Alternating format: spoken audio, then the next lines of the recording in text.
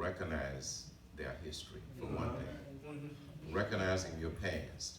Recognizing the barriers that people have thrown in front of you. Recognizing the obstacles that you have been the victim of. And we fell victims too.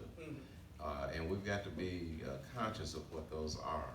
Yes. So we've got to use that internal discernment to see what those kinds of obstacles are, and then try to sidestep them. Because we are under attack. We've been under attack. And a part of the problems that we have with our families today, part of that is attributable to some of those things which have been thrown in our way.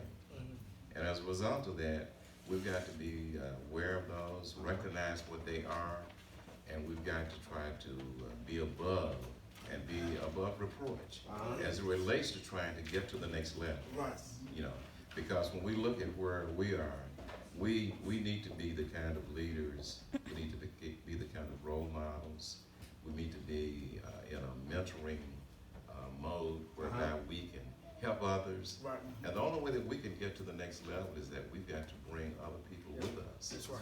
You know, for me to get to a certain level without having to help others to get to that level is short-sighted on my part. Right. You know, so our goal should be to help each other. You know, wherever I have gone, the things that I've done, I've tried to bring some other people with me. You know, and that's one of the things that I look back on as from my career is to say that, well, I helped somebody. I tried to help somebody else along the way.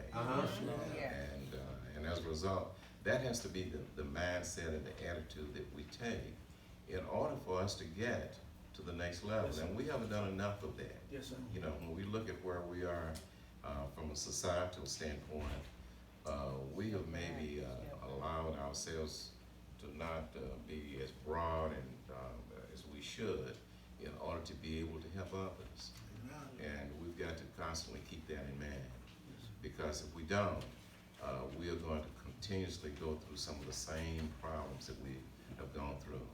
And I say to people all the time that that's why history is so important, and understanding history is so important, because if we don't know our history, we're doomed to repeat. Yes, sir. Yes, sir. And as a result, we've got to understand it in order to avoid the pitfalls and the failures that we've experienced in the past. Yes, sir.